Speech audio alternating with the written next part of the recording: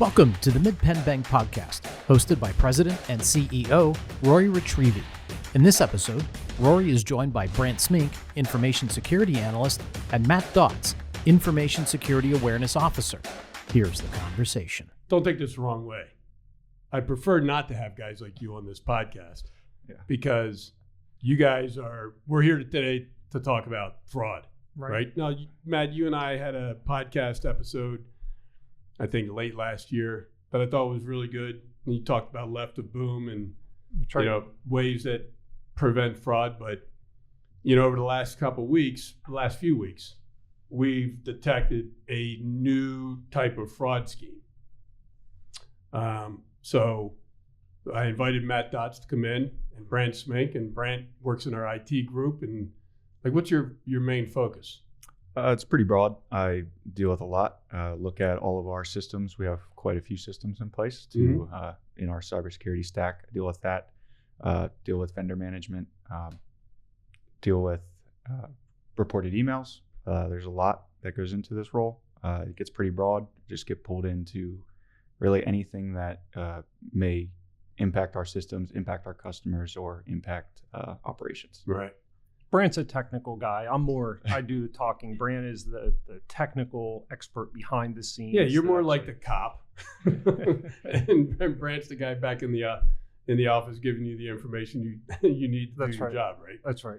So, Matt, over the past few weeks, just kind of give us a high-level overview of the nature of the fraud attempts. Sure. They are what we consider social engineering attacks, in that they are not attacks on our technology. They're attacks on systems and the human.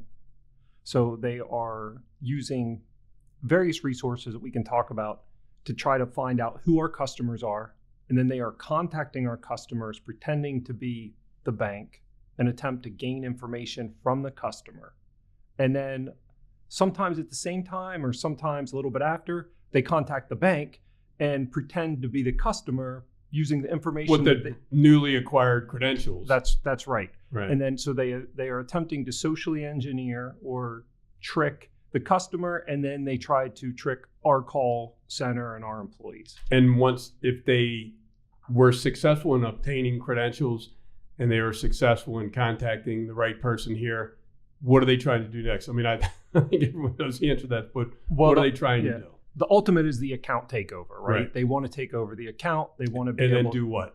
Transfer funds. Get the money out of here. ACH transfers, wires, whatever they want to do to get in there and control that account. If that happens, if they get control over the accounts and they get control over the money in the accounts and they get that money out of here, get it away from Mid-Penn Bank, put it in some other financial institution, right? Because if they're ACHing it or wiring it out, it's going somewhere. Correct. So once it's there, what are our chances of getting it back? If we are notified and we can do the recall and put in the dispute within 24 hours, we've been having pretty good luck.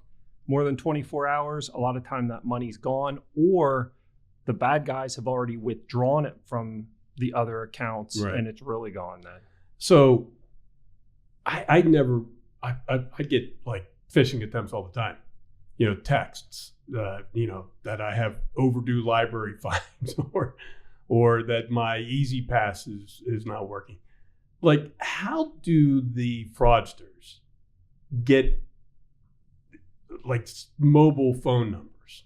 Yeah. So, right. Like, so what happens how do I get those texts on my mobile phone number? Now, I put my mobile phone number out in the public domain all the time. When I do videos for the bank, and I remember John Paul used to scream at me whenever we'd do a PPP video and I would put my number at the bottom of the screen and he used to say, man, you're going to subject yourself to fraud. So maybe that's where we are. But like, how does a fraudster, generally speaking, get that type of information where they can start the phishing attempt? Well, there's two different types of the phishing, or in the SMS text message we call smishing. It's all social engineering. So phishing is a call, smishing is a if you want to, and then vishing is through a voice phone call. Okay. So we just like to call it social engineering or phishing. But there's some that they just get 1,000 phone numbers and blast it out, like the ones that you're seeing with the Easy Pass that's going on right now. With the, you owe Easy Pass money through the PA Turnpike. They're just getting a bunch of phone numbers and blasting those out. Do they have to know that they're Easy Pass customers? No. Well, yeah, I mean, I guess pretty much everyone has Easy Pass anymore, but yeah, no. They, if you blast out, because it's pretty convincing. Like, I do have an Easy Pass. I've had an Easy Pass forever. I do count on it working, and sometimes, if you have your Easy Pass connected to a credit card, every once in a while you get a new credit card or you change credit cards or whatever, and then it doesn't work. Yeah. So when you get those texts, it seems pretty convincing because you use Easy Pass. It is pretty convincing, but if they send that out 5,000 different phone numbers, if 100 people fall for it, that's a good day for them. Right. So, but well, then, and that's the thing. I was just talking to Joan Dickinson, our chief retail officer, about this, and I don't think any of these phishing attempts are really sophisticated. The one we're about to talk about might be the most sophisticated I've seen, but I still don't think that it's very sophisticated. But they don't really need it to be. No. I mean, if they get 1% success and they get money, it's worth it. Right? Yeah, they're a lot of times they're not even based here in the United States sometimes, and the value of $1 is a lot different. So if they get a couple $1,000, that's a good day's work for them. Right. Now, this recent scheme, they actually they are targeting commercial customers, businesses, Yes. right? Not individuals. And they start with the knowledge that particular customer is banking with this particular bank. That's correct. Right? And we'll talk about that in a minute. And then once they have that knowledge, then, socially engineering that to find out who the top financial decision makers are at the company, that wouldn't be real hard, right? Nope. Just go to LinkedIn, put in the company name, and you'll get a list. Also, you'll get a list, and you could search that list and find the one that sounds like they're the highest up in the group, with money. The chief financial officer, the controller, the chief accounting officer, someone that has, theoretically has access to accounts. And then they start trying to find as much as they can about that person, which, again, do a Google search on anyone that's on social media. You're going to find stuff out. That's right. Right? Now, if you're not on social media, it's tough to figure things out. Well, sometimes, companies promote someone, hire someone, they put in an ad in the local business journal. Yeah. So this stuff is easy to find. It's not hard. No. It's not hard at all to figure out who who you think are the decision makers at that company. Then the next step is they spoof our phone number. That's right. Right? Which, how hard is that? The technology's out there, and Brandt maybe can talk to us a little more. The internet technology is out there, and it's easily available. Yeah, it's very easy. With voice over IP services, you can put anything in a caller ID, and it's gonna just show up as that. So it's very easy. I remember when my daughter was in 6th grade, which was a long time ago, maybe 9-10 years ago. One of her classmates spoofed a bunch of other kids' email addresses and was sending around bad emails to each other. Like, that was a long time ago, and it was a 6th grade kid that did it. So, how hard would it be now? On a degree of difficulty, 1 to 10, 10 being the hardest, what would be the degree of difficulty of spoofing Mid-Penn Bank's phone number or any financial institution's phone number? Not very difficult at all. I'd say it's honestly a 1 or 2. So it's easy, right? You can do it in no time. And inexpensive. It's not inexpensive to do either. So now there's some commercial customer out there. And again, I just want to make sure that the listeners understand, this isn't a Mid-Penn Bank only thing. Correct. Right? I think we might be a little bit ahead of the curve from financial institutions that I'm aware of. We put a banner on our website a couple weeks ago, alerting all of our trying to alert all of our customers about this. I see now that other banks are or not following suit. I don't want to make it seem like, everyone's copycatting us. I see now that other banks are doing the same thing. So this isn't only a Mid-Penn Bank thing, and it's not even a Central Pennsylvania thing. I believe this is happening all across the country. So now the fraudsters have the name of the company, the bank that they bank with, information about the financial decision makers, and they've successfully, very easily spoofed the bank number. Now they call. Yes. Right? And when they call, are they calling a mobile number generally, or are they calling a landline?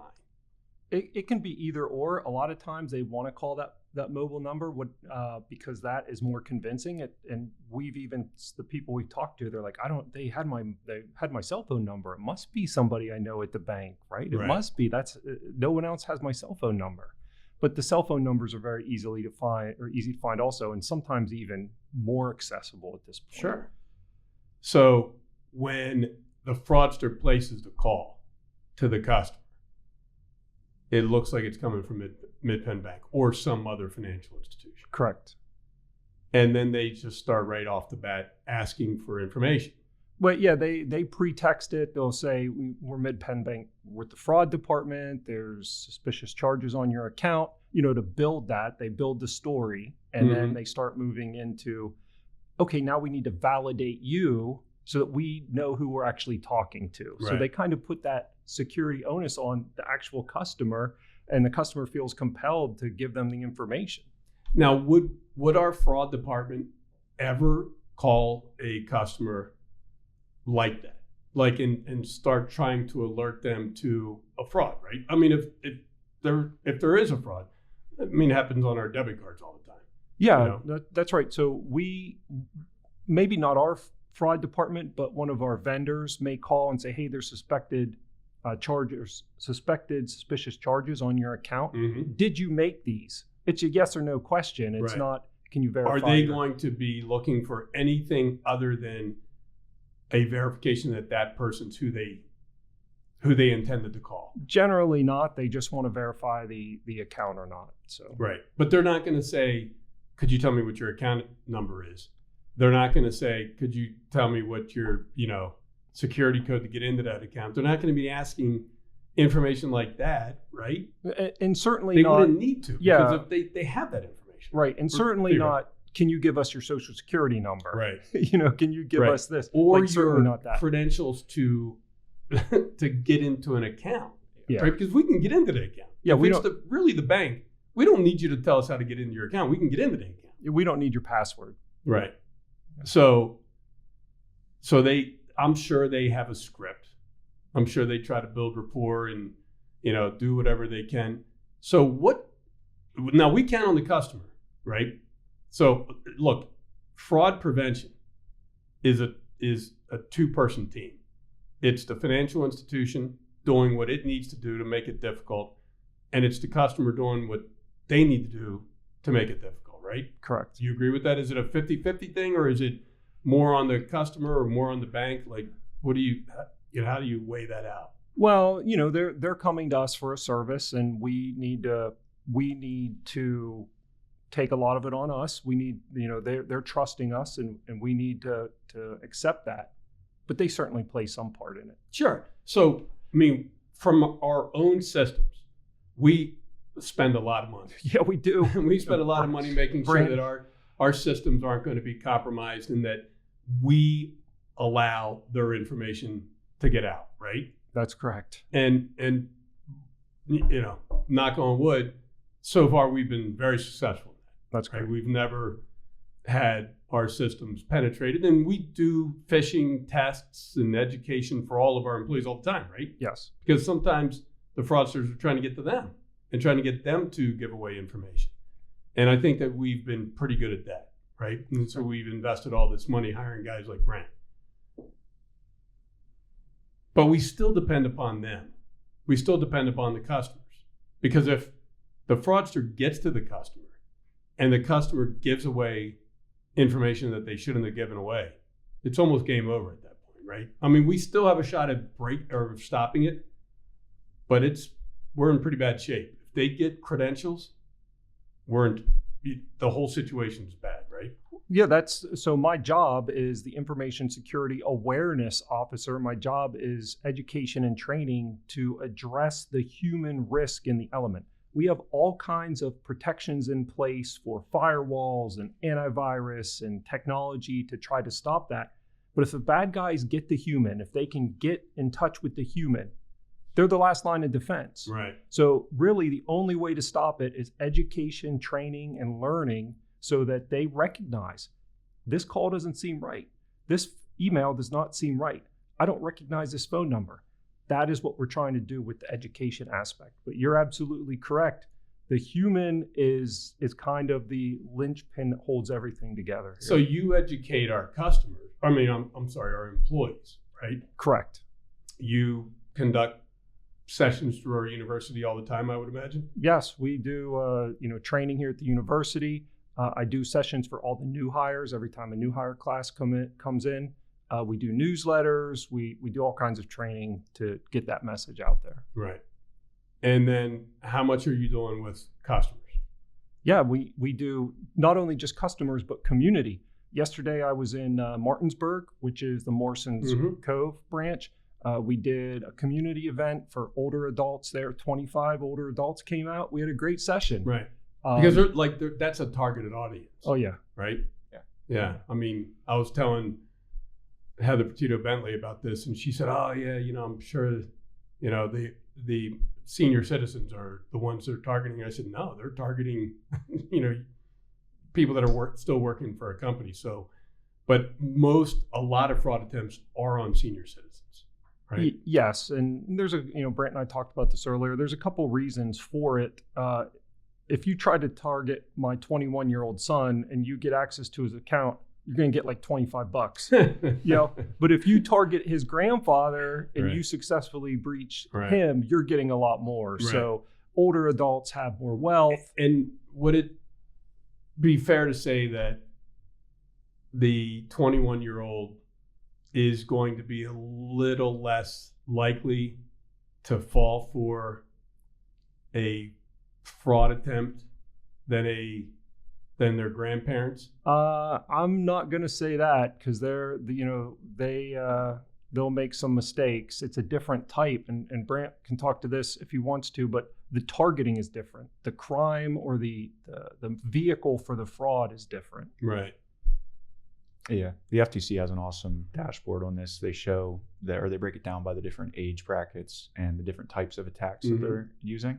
And like you could guess, the older people, they're getting targeted with elder fraud abuse, people pretending to be their grandchildren, saying that they're in a tough situation and need money wired.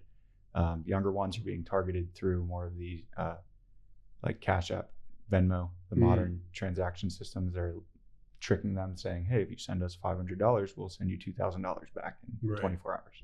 And we referenced this at the last time you were on the podcast. These AI assisted frauds are very sophisticated.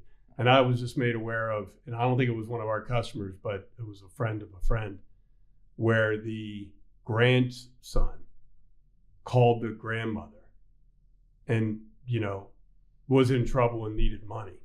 And it was his voice. That's right. It wasn't like someone trying to pretend like it was the grandson's voice. Yeah, when I used to go out and do the grandparent scams and I'd talk about it, I would say, if you just kind of sit down and listen a little bit, you'll pick up that it's not. Just as a point of clarification, you weren't out doing the grandparent. No, yeah. Right. When I go out, you're out there talking. I talk about it. Yeah, thank you.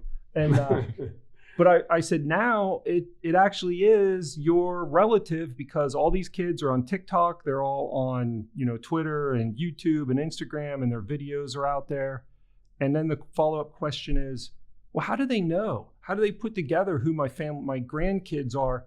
Because they have a subscription to Ancestry.com. Right. And all they do is they identify one person and then they identify a young person. They look them up and they got the whole family tree. So that's when they say, don't tell Aunt Betty about I'm in trouble. Well, yeah, there actually is an Aunt Betty. Right. Hey, your generation. So but you've been living with this stuff, and that's why I think that it's a little bit more difficult to scam person that's in this, current generation, younger generation, because you've been living with technology for a long time, maybe for, since you were in grade school or high school. And that's what a lot of this is now, right? Because in the old days, to defraud someone or to defraud a company, it took like face-to-face stuff. That's right. But with the advent of technology, when we're trying to make everything easier for each other, right? All the stuff, all the bells and whistles that we provide to our customers so that to give them 24/7, 365 access to their money and to the company, that also makes it easier for fraudsters, right? So, I talk about this a lot, and I actually just put this concept into the shareholder letter. We owe it to our customers to develop all the technology that they need to be able to do their banking at a time that's most convenient to them, right? That's just the nature of the business now. But we also owe it to them that we invest in the technology infrastructure, cybersecurity infrastructure to protect their money as best we can. But their role in it it's undeniable. Like they can't, part of our job is we can't sit there and look over their shoulders, but we can try to educate them as much as we possibly can and warn them, just like the banner that we have on the website, which is basically saying we're not going to call you and ask for that type of information. But it's tough because like determining what that kind of information is a little bit difficult. There's some gray zones because we do have a fraud department, and the fraud department will call and try to verify that the person that they are talking to is the person that they should be talking to, and they're trying to help them prevent a fraud. So it's not as easy as just saying, look, we'll never ask you for any information. Sometimes we do ask for some information, just not that information, right? Yeah, no, that's right. So what's a simple way of shutting this down? There's a lot you can do. You really just have to be vigilant and slow down in your day-to-day operations. Wow, man, that's a mouthful. What you just said there, slow down in your day-to-day operations, because in this fast-paced world, no one wants to slow down. Yeah. Right? Yeah. But you have to slow down. You have to verify the trust. You can't just have established trust with everybody at any given moment. There's compromises happening. Somebody might be communicating through an email address that they've always communicated with you through, but you don't truly know that that's them on the other side of it. Right. Something seems off, slow down, give them a call through a known phone number. Say, hey, were you emailing me? And if you weren't, then you just shut it down and figure out what you need to do from there. But yeah. Have you ever felt, either one of you, because you're clearly in this business and you're on the periphery of this business, have either one of you ever felt that you were going down the road of being defrauded and then backed up? I made some poor choices buying stuff on Instagram, where I was like, wow, like I don't think that was smart. Wait, you're not supposed to do that? Well, hold on a second, I got to cancel something. Yeah, I got an Instagram ad. I was like, that looks pretty cool. And then I did the transaction. I'm like, maybe that was a mistake. Honestly, I did. I bought a couple things after Instagram ads, and then they weren't frauds, but you get the thing and it's like, well, that's not what it is. Yeah, that's right. So I stopped buying stuff off Instagram. Yeah. So, but yeah, generally at this point now, I've been doing this a long time. Pretty suspicious of just about everybody, and knock on wood, okay at this point. Brandt? Likewise, I'm very overly cautious. I've seen enough of the scary scenarios that I just don't trust too much of anything. I'll go out of my way. I gotta admit, there's been times when I'm looking at stuff and I'm saying, wow, I got problems. Yeah. Whether it was Easy Pass, you know what I always do? What do you think I do? Delete it and see if they call come back. John Paul. Call John Paul. John Paul Livingston. I'll send him emails. I'll send him texts. Or I'll tell him about a phone. I don't really get phone calls. I don't answer my phone. Like if it doesn't say Brandt Smink or Matt Dotz, I'm not answering it. Yeah. So I won't ever be subject to a phone call scam.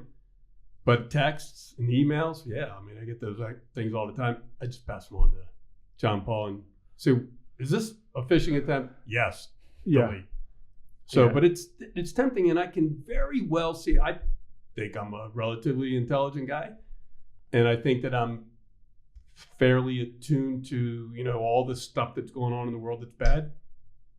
But still, like, it's tempting. Yeah, when I go out and do my community events, and even before in my previous job where I would deal with victims heavily, and they'd be so embarrassed and so ashamed that they fell for this, and I tell them, hey, just like you go to work every day and you work so hard to be better at your job and to hone your craft, that's what the bad guys are doing. Right. Every single day, they're working to get better, and they get better. So the fact that you fell for this, like, it's okay. Right. We're going to move on and try to be better, and we're going to educate you. But these bad guys are working really hard to beat you. Right. And this isn't, I used to say that it's a, 21-year-old living in his parents' basement with dominoes on speed dial.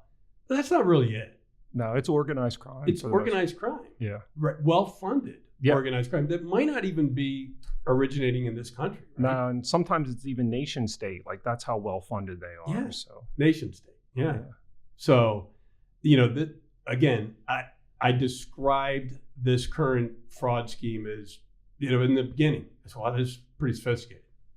But then the more you think through it, it's actually not that sophisticated. It's fairly remedial, but it appears to be sophisticated enough that you're not going to be successful 10% of the time or 20% of the time, but they might be successful 0.5% of the time. And that's enough. yeah, that's right. That's enough for them to pay their bills and move on to the next target. So, I asked Brandt, like, how do we stop this? Like, how do you stop this dead in its tracks? So, what's your opinion on that? A lot of it comes down to, and I've said it before, it's education and training and knowledge. You have to be aware, and you have to almost take on this, unfortunately, this suspiciousness of where it's zero trust. I really can't trust this until I confirm. So, all the fraud attempts that have been perpetrated over the past few weeks, have they all been supposedly calling from the security department? Not all of them, I don't think, but most of them were, right, Brandt? Yeah, I think there was one that mentioned they were calling from the wires department or something, but the majority are claiming to be from our fraud department. So I have a way that I think you could shut this down. If you get a call from your bank and you don't know the person, it's not Matt Dotts, it's not Brandt Smink, it's, Joe Smith, who's, works in the fraud department. And they start asking you for information. My recommendation is you hang up. If you're a commercial customer and they're, supposedly calling you from the bank and they're looking for information, hang up and call your banker, whether it's your commercial lender or your residential mortgage originator or your consumer lender or your financial center manager, otherwise known as a branch manager, or your cash management calling officer or your trust officer or your insurance agent or whoever, and say, I just got a phone call, supposedly from the bank, and they're asking me for information. Could you verify whether that's real? Would that work? Yeah, and I think that not only is that is fantastic advice, not only for our business customers, but anybody. If the bank calls you, hang up politely and go to the website, get the phone number off the website, because we don't want to call the phone number that maybe the caller says, hey, call me back here, because that might be a bad phone number. We're going to go to the website, we're going to get the known phone number, and we're going to call back. Right, because if there was something that desperate, wouldn't your relationship person be involved in it either way? Yeah. Yes. Yeah. I mean, in a perfect world. So, I think that's the nature of these fraud attempts. They're trying to create a sense of urgency. That's right. They're trying to speed it up. Yep. Right? Yep. And they don't want the person slowing it down. And they don't want the person, contacting anyone else. If it were me, if I did answer that phone call and the person was trying to get my information, I would say, look, hang on, give me a number I can call you back at, because I'm going to call my banker and I'm going to ask him if you're real. Guess what? You're never going to hear, that person's not going to give you their number. No. You're never going to hear from them again. Yeah. So that's slowing it down. Now there are going to be instances, I suspect, where the phone call legitimately was from the bank and legitimately is trying to help. And if you slow it down by doing what I just suggested, what's the consequence? I mean, what's going to happen? And by the way, I'm not saying hang up and call back the next day.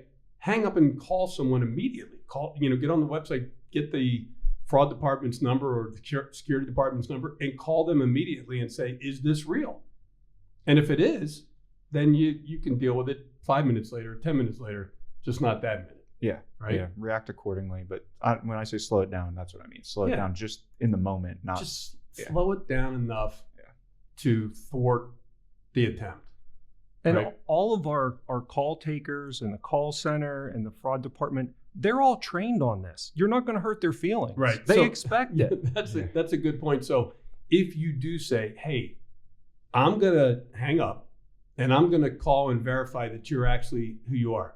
If they're a fraudster, what are they going to say? They're going to try to convince you not to. They're going to say, oh, I have to do it right now. Right. We only have 35 seconds to get this done. The charge is going through. I'm seeing it going through. We need to do it right now. So that's the point. That's not allowing you to slow it down. Yeah. The only person that's going to say, no, don't do that. You got to give me an answer. That's a fraudster. Because if it's someone legitimate, they're going to say, okay, go ahead and call, verify that I am real, and let's do it fast because, we got to prevent this fraud attempt. Yeah, we'll probably, our person will probably thank you for being secure. Like, that's a great idea. Call in and, check, or call your lender, call your relationship manager, and let's get on top of this. Yeah, and it's terrible that we have to do this, right? But it's also terrible, like when you hear the elder abuse, when you hear about some person giving away basically all the money that they worked their entire life to save up, and now they don't have a way to, fund their retirement, it's heartbreaking. Or when you hear about stories about people giving away their kids' college education fund, and now their kid can't go to college, it's heartbreaking. It is. It really is. And, I wish we lived in a world where we didn't have to do podcasts like this, and, which are only being done to kind of heighten everyone's sense of security and paranoia, if you will. But it's just where we are, right? Yeah, unfortunately, yes. Yeah. So what other ideas can we depart to our commercial or consumer customers, borrowers, depositors, trust, insurance? What other pieces of information can we give them to help them build their own cybersecurity? Because, John Paul and I talked years ago, and we came up with this concept of our own security in this company. We're looking at it as we have a castle. Castle's a company. And how many different ways can you protect the castle? You can have a dragon, you can have a moat, you can have a drawbridge, you can have, guys with people with bows and arrows. Like, how many of those same types of things can we give to our commercial or consumer customers? Yeah, know where your information is going. Like, actually read, and I use this example all the time where people say, how did they get my cell phone number? How did they? And I'm like, do you have a shopper card? Do you have a frequent buyer card with a grocery store or a drugstore? Did you ever read the privacy policy when you filled that out and you gave them your name, your address, and your cell phone number in that application? Did you ever read the privacy policy and see what they're doing with it? Because they're probably in that policy, it probably says that they're sharing it with their trusted providers or their trusted vendor. What are they doing with it then? And that's how a lot of this gets marketed. That information flows from one trusted provider to the next, and now that information's being brokered. That's how this stuff spreads. Like, know what you're actually giving your information to. Do you think that it's a smart thing for an individual or a business to contact someone, whether it's their bank or some other type of consultant, to say, here's how I think I'm protecting my information. What do you think about that? Basically do like a gap analysis. Is that a good idea? Are there companies that do that? Would you do that? Yeah, there's companies that do that. I go out and I do talks, and Brandt has come with me where we go out. I do a talk and he's a great resource because the IT department from that other company gets to talk to him. We see so much. Our footprint is so large that, maybe a small business, they just see this little bit, but we get to see a lot of stuff, particularly Brandt. He sees all these attacks, not only on us, but also what our customers are seeing. So it's a great resource. So engaging with us, we see a lot. We can help you. Now, we don't sell those services, but benefit of banking with Mid-Penn Bank, we're here for you. Yeah, hopefully you get overwhelmed with requests now because so many people listen to the podcast and everyone's going to say, that's what I'm going to do. I'm going to call Matt. Or we're not going to put your mobile phone number on the screen. But we'll put John Paul's up. Yeah, we'll put John Paul's up. But you would be glad to do that too, right? I think you might have some, more certifications or things that you could point to say that my advice is pure, but your advice is coming from someone who's very knowledgeable in the IT business, and you're a heck of a lot younger than me, and you're a little bit more attuned to this stuff, right? Yeah. Yep. So let me ask you a question. Do you ever go to New York City? I've never been. I've been there once or twice, but not for a while. What are you doing when you're in New York City? I was there for a wedding. Do you carry a wallet, by the way? I do carry a wallet. Yeah. Is it an RFID wallet or? No, if you have time for a quick story, I do. I just talked about that. Brandt and I have a device here, and it's a kind of a little hacking device. It's called a Flipper Zero, and it records. What would you say? It records transmissions. Anything on a frequency. A frequency, right? Mm-hmm. So if you take that and you hold that up, it will record a credit card. Like it'll record, the tap and pay credit cards, the NFC, whatever you want to call it. If you see how close it takes to record that, you almost have to be touching it. Mm-hmm. So these RFID wallets that they're marketing, for someone to actually steal that information using one of these devices, they have to be almost touching you. Like you're going to have a lot more problems. Now, but if you're in an area like New York City, on a subway, it's a lot more likely to happen. On a subway. But if you're not in the subway, if you're just generally in Harrisburg, Pennsylvania, and someone's that close to steal you're going to have another problem, right? But if you're going on a subway and there's, you're body to body, maybe that does happen. So you do carry a wallet? I do. Do you carry a wallet in New York City? I haven't been there long enough, but I probably would carry a wallet in New York City. Yes. Really? Yeah. I would. Yeah. I put all my stuff in my front pocket. And when I walk down the street, I have my hands in my pocket. Yeah. And the only reason I bring that up, that's not the intention of this podcast, but it's just an example of the steps that you need to take to protect your information, right? I wouldn't necessarily do that in Harrisburg or over on the West Shore around my neighborhood. I'll carry my wallet, wherever I want. But when I'm going to New York, where I know there are a lot of people, I know you're in crowded situations, I know that there are professional pickpockets, I'm not going to put my wallet back there because I think that you're going to get hit. Yeah. They're going to see that wallet in your back pocket and it makes you a target. So when I tell people that I do things like that, they call me paranoid, you're a drama queen, whatever. And I think that would be another level of recommendation for me to all of our customers or any customer. Look, I'm not looking for a strategic advantage here over our competitors. I don't want this to happen to any bank customers anywhere, any people anywhere. But I think that if I could give a recommendation, be paranoid. Think through how you operate in your day-to-day life. Think through your own, envision yourself as a castle and you're trying to protect what's in the castle, which is your financial assets. How would you do that? You've got to be paranoid. You've got to do more than one thing. And I think if I could depart any kind of wisdom to anyone, be paranoid. Be a drama queen. Do something.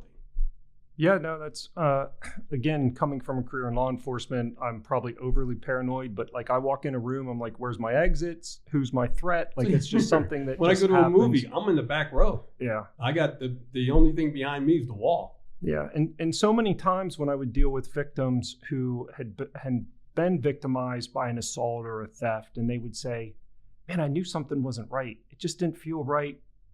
Yeah.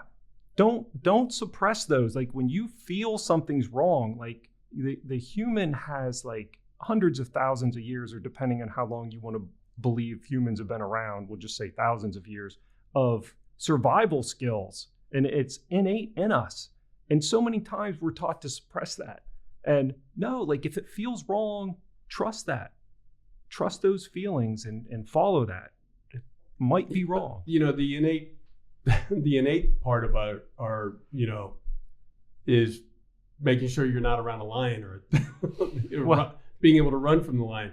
And now it's like the threats are so much, they're less innate, right? Because now you, as I said, you've grown up, more in a technology base. My kids are, maybe even a little bit more technology oriented than you.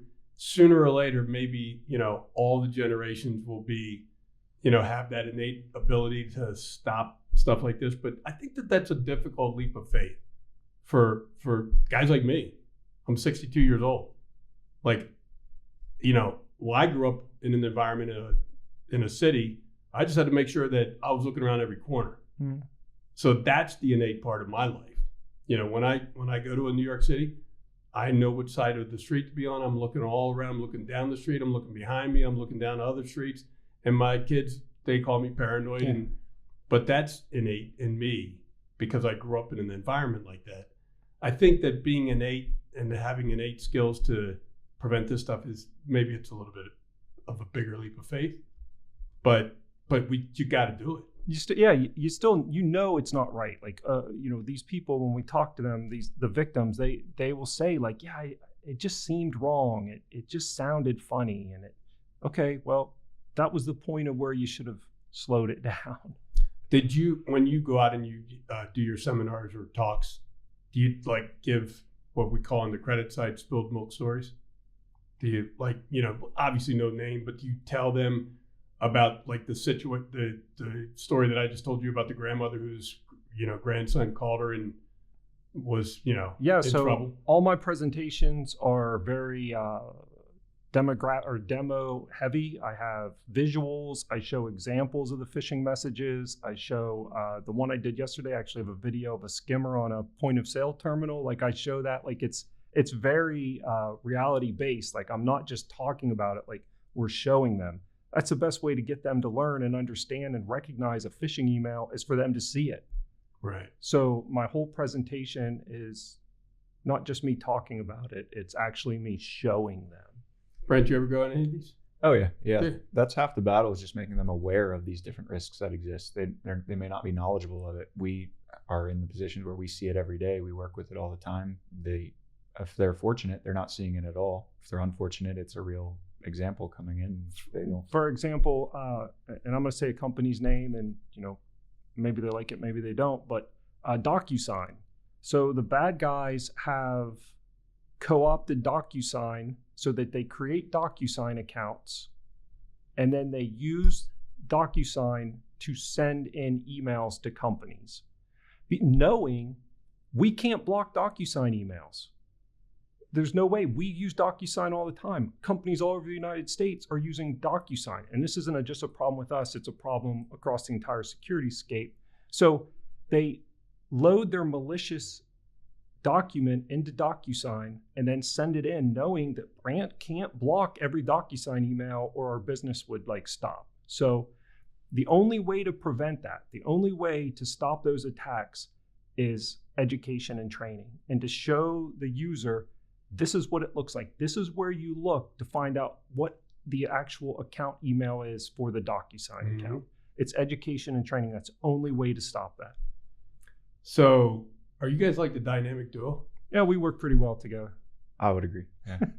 Batman and Robin? Are you willing to take the Robin role? Yeah, I can. You're a little younger. All right. Any last thoughts before we do a sign off? No, I think Brandt's advice was fantastic. Like, slow it down. Just slow it down. All of these attacks work on this sense of urgency. Right. Like, that's what they want. Right. And just take a minute to think about it. Brandt?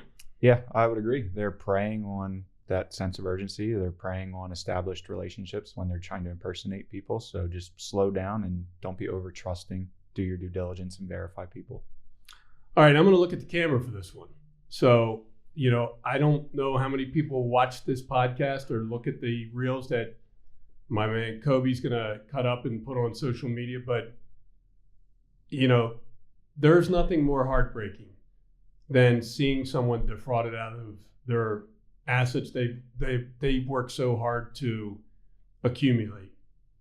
It's, as a CEO of a financial institution, it's probably the most heartbreaking thing that I see.